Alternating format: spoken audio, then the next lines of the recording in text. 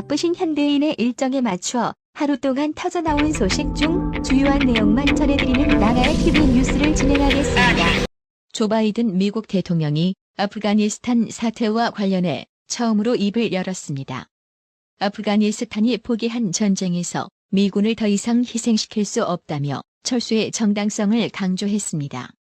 한마디로 싸울 준비가 안 된 국가는 돕지 않는다라는 건데요. 다 아는 말이지만 나라를 바로잡을 생각보다 나라를 버리고 탈출을 선택하는 아프가니스탄을 보니 피부에 와닿는 명언이라는 생각이 듭니다. 해당 소식에 네티즌들은 종북 세력들이 사드 배치 반대하고 미군 철수하라 하고 한미연합훈련 방해하는 이유, 이제 다들 아시겠어요? 미군 철수하자 탈레반에 장악당한 아프간처럼 저렇게 되고 나서 후회하면 늦다라며 옛날 월남 패망 때도 이랬다. 비행기에 매달렸던 사람들 우르르 떨어지는 걸 보면서 꽤나 충격을 받았었다. 종북 좌빨 종자들이 득실거리는 우리나라도 이렇게 안 된다는 보장 없다.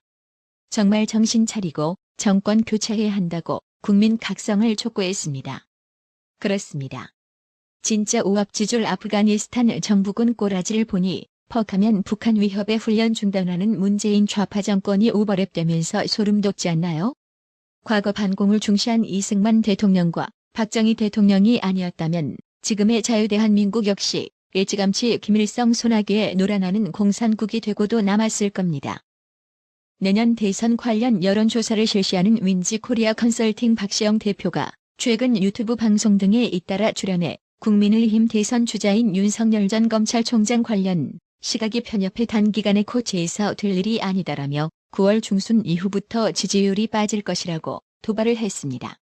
반면 경쟁자인 더불어민주당 소속 이재명 경기지사에 대해선 권위의식이 없고 소탈하고 편하게 해주는 스타일이라며 조언을 아끼지 않았습니다. 때문에 공정성과 불편부당을 최우선 덕목으로 삼아야 할 여론조사 업체 대표가 정치적 편향으로 일관하고 있다는 지적이 쏟아지고 있는데요. 박시영 대표는 지난달에도 윤석열 전 총장에 대해 이 양반 너무 빨리 무너지면 재미없다고 말해 정치권에서 논란이 일었는데요. 해당 소식이 전해진 지 불과 4시간 만에 네티즌 무려 8천여 명 이상의 환하열을 클릭하며 여론조사 업체 대표가 특정 후보의 지지율 추세를 근거 없이 하락을 점친다.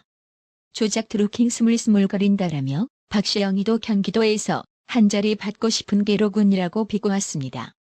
그렇습니다. 여론조사 대표가 대놓고 편향적인 시각을 드러내며 이재명에게 아부하는 꼬라지를 보니 이재명 형수 욕설을 두둔한 황교익처럼 나중에 한 자리 얻을지도 모르겠네요. 암튼 문재인 좌파 정권에서 모든 상식이 완전 무너진 그야말로 개판 5분 전인데요. 이래서 국정 운영 잘하는 것도 없이 지지율만 상승하는 문재인 지지율도 못 믿는다는 소리가 나오는 겁니다. 국민의힘 김재원 최고위원이 이준석이가 최근 원희룡 전 제주지사와 통화하며 윤석열 전 검찰총장이 곧 정리된다고 말한 사실을 확인했다고 밝혔습니다. 김재원 최고위원은 17일 MBC 라디오 김종배의 시선 집중에서 방송 전에 원희룡 전 지사에게 이준석이와의 통화를 확인했는데 그런 말을 진짜로 했다고 하더라며 원희룡 전 지사가 이준석이는 자동 녹음되는 전화기를 사용하니까 녹음 파일이 있을 것 아니냐라고 말할 정도로 확인해줬다고 말했습니다. 이어 적어도 원희룡 전 지사가 들었다는 내용은 사실로 확인했다며 이분이 이런 면에서 거짓말을 할 분은 아니다라고 주장했습니다. 김재원 최고위원은 당대표가 계속 지지율 1위 후보를 공개적으로 공격하고 다른 경쟁 후보인 원희룡 전 지사에게 곧 정리가 된다는 식으로 말했다는 사실은 좀 믿기 어려운 이야기라고 말했습니다. 이어 공정한 경선을 거치지 않게 되면 당내 후보들이 반발할 뿐만 아니라 더 나아가서 후보를 선출해도 우리 당의 지지자들이 완벽하게 일치단결해서 그 선출된 후보를 지지하지 못할 가능성도 있다며 심리적 경선 불복이 생긴다고 경고했습니다. 윤석열 전 총장에 대한 이준석의 적대적인 태도에 대해 김재원 최고위원은 일종의 경쟁의식이라며 이런 이야기가 언론을 통해서 계속 나오는데 이를 이준석이가 초래했다면 반드시 짚고 넘어가야 한다며 이준석이를 상대로 단단히 따져보겠다고 했습니다. 김재원 최고위원은 국민의당과의 합당 결렬에 대해서도 이준석의 판단에 잘못이 있었다고 말했습니다. 김재원 최고위원은 우리 당에서는 이준석이가 직접 협상을 하겠다고 자신 있게 말해서 맡겨두고 있었는데 협상이 아닌 공격만 하더라며 이준석이는 우리가 공격하고 소강 상태로 가면 저쪽에서 곧바로 협상이 들어올 것이라 했는데 결별 선언을 했다라고 말했습니다. 이어 우리 당이 합당에 적극적으로 나섰어야 했는데 그 부분에서 상당한 패착이 있었다라며 이준석이가 국민의당과 합당할 의지는 있었지만 판단은 잘못됐다고 본다라고 덧붙였습니다. 바른미래당에서 이준석이를 어느 정도 경험한 바 있는 김소연 변호사는 지난 7월 25일 이준석 평 X이라며 일침을 가한 적이 있었는데요. 한 달 정도 지나고 보니 어느 정도 일가견 있는 예측이었단 생각이 들어 당시 김소연 변호사의 주장을 다시금 소개합니다. 지난 7월 25일 김소연 변호사는 이준석을 향해 3번이나 낙선한 주제에 세상 정치 다 아는 양 짓거리는 XX 중에 XXX이라며 원색 비난했습니다. 이어 등장부터 박근혜 퀴즈로 꽃가마 태워진 녀석이라며 3번이나 단수 후보 공천을 받고도 낙선한 녀석.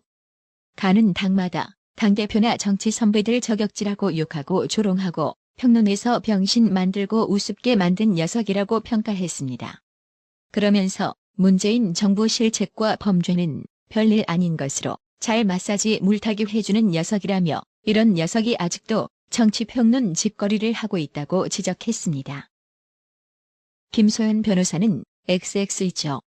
뭔가 안 좋은 일이 예측되면 맡은 바 임무를 잘 하기 위해 당사자들 찾아다니고 설득하고 화합하기 위해 조용히 노력해야 하건만 그럴 자신도 능력도 없고 방법도 모른다며 연예인 병 걸려서 방송 나가 정치평론 하던 습관 못 버리고 언론 통해 이슈몰이하고 시끄럽게 하고 거물 정치인들 저격질해서 몸값 띄우고 체급 높이고 이름 알리는 개버릇 못 버리고 있다고 했습니다. 이어 여전히 정치평론, 정세 예측, 점쟁이 노릇이나 하며 언론 이용해 바람잡으려 한다며 이런 녀석을 XX이라 하는 거고 본인에게 주어진 자리와 역할이 무엇인지 감도 못 잡고 관종짓만 하는 이런 녀석을 XXX라고 한다고 비난했습니다. 그러면서 오해는 말라며 XX이란 말은 신체 장애를 비하하려는 말이 아니라 이 글에 나온 녀석이 소년 전모 대표에 대해 평가한 것을 미러링한 것이라고 설명했습니다. 김소연 변호사는 이준석이가 2019년 3월 당시 바른미래당 최고위원 시절 그러면 안철수 평 X 되는 거거든. 안철수 전국 꼴찌를 위하여라는 내용의 욕설 논란으로 당 내에선 제명 요구가 이어졌고 이준석이는 직위 해제 징계를 받은 내용을 지적한 걸로 풀이됩니다. 또 김소연 변호사는 17일 최근 불거진 이준석이와 윤석열 전 검찰총장 통화 녹취록 유출 의혹 토론회 2번이면 윤석열 낙마시킬 수 있다는 발언 논란. 국민의힘 경선 토론회를 둘러싼 대표 책임론 등이 거론된 상황 등 문제의 중심인물 이준석이를 향해 저 녀석 이준석에게 우쭈쭈 하다가 지금 사태에 이른 것이라고 비판했습니다. 김소연 변호사는 자신의 페이스북을 통해 당내 의원들, 기자들, 방송가 사람들뿐만 아니라 심지어 민주당 사람들조차 우리 준석이라며 애틋한 마음이 있어 제대로 혼낸 적 없었다며 이같이 주장했습니다. 김소연 변호사는 부지런히 이당 저당 행사에 얼굴 들이밀고 방송 나가고 해서 도저히 냉정하고 단호하게 못하고 다들 눈치만 보면서 까임방지권 행사 중이신가 봅니다라며 지금 이준석에게 까임방지권 주는 당신들은 준석이와 함께 역사의 죄인으로 기억될 것이라고 경고했습니다. 그러면서 사사로운 감정으로 중요한 순간에 판단을 그르친다면 정권 교체를 열망하는 국민의 뜻을 저버린다면 반드시 그 대가를 치르게 될 것이라며 언론도 당내 최고위원들도 다들 아직도 아니란 생각을 하면서 이 상황을 대충 넘긴다면 국민이 용서치 않을 것이라고 지적했습니다. 최재형 전 감사원장이 딸에게 돈을 빌려주고 받은 이자에 대해 세금을 내지 않았다는 지적이 나오자 연휴가 끝나는 대로 소득세를 내겠다고 밝혔습니다. 최재형 전 원장 측은 얼마나 최 전 원장을 비난할 게 없으면 이런 식으로 매도하느냐며 대통령과 여권 인사들의 자녀 논란을 언급하면서 반박했습니다. 최재형 전 원장 대선 캠프의 공보특보다는 16일 논평에서 내로남불도 이쯤 되면 코미디라며 최재형 예비후보가 딸이 아파트를 구입하는 과정에서 4억 원을 빌려줬고 매달 2.75%의 이자를 받았는데 그 이자에 대한 소득세를 납부하지 않았다고 여권이 비난을 퍼붓고 있다고 밝혔습니다.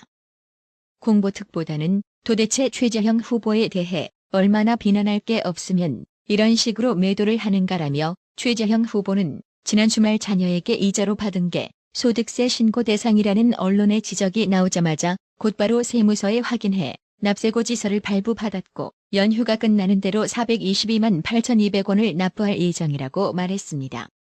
이어 그런데 여권의 선거기계들은 마치 최재형 후보가 엄청난 조세 포탈이라도 한 것처럼 선동과 조작을 일삼고 있다며 제발 대통령을 포함한 여권 고위직들의 자녀들부터 살펴보기 바란다고 직격탄을 퍼부었습니다. 그러면서 문재인의 아들내미 문준용이는 우한 코로나 긴급예술지원 명목으로 1,400만 원, 문예위 예술과 기술융합지원 사업에서 6,900만 원의 지원금을 받았다며 국민들은 또 대통령의 딸과 사위가 왜 다른 나라에 가서 살고 있는지 이유를 아직도 모른다고 지적했습니다. 조국이 자녀의 입시 비리 사건도 소환했습니다.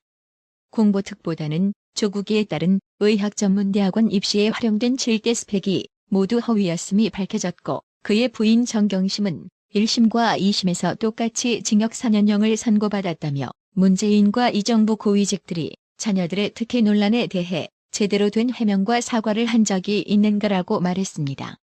이어 국민들은 무엇이 문제인지 다 안다. 문재인 정권은 언제까지 내로남불에 빠져 있을 것인가라고 밝혔습니다. 해당 소식에 네티즌들은 딸 사위는 왜 다른 나라에 사나 이것이 팩트다. 물론 남불이라며 딸한테 빌려준 이자 소득세 내라는 논리면 니들 용돈 접받는 것도 다 세금 내야지 안 그래? 좌파들아라고 비꼬았습니다. 근데 이번 일로 지난 2012년 딸에게 9천만 원을 무상증여한 이후 뒤늦게 차용증을 작성한 것 아니냐는 의혹이 제기됐던 추미애가 생각나는데요. 2019년 12월 우파 단체 법치주의 바로 세우기 행동연대 법세련이 사문서 위조 및 업무방해 등의 혐의로 추미애를 고발한 건과 관련해 당시 고발 후 9개월이 넘도록 검찰은 고발인 조사를 진행하지 않은 것으로 확인되어 논란이 일기도 했는데요. 추미애는 세금을 냈는지 또 검찰은 당시 고발 사건을 수사를 제대로 했는지 한번 살펴봐야 할 것 같습니다. 몽영훈님, 항상 어려운 형편의 나라의 TV를 위해 매달 여러 번씩 도움을 주셔서 정말 감사합니다. 나라의 TV는 구독료 후원으로만 운영 유지되고 있으니 구독자님들의 따뜻한 정성이 필요합니다. 항상 뉴스 전달 방식에 노력하는 나라의 TV가 되겠습니다. 구독 그리고 알람 설정, 뉴스 영상 내용이 좋았다면 좋아요를 클릭해주세요.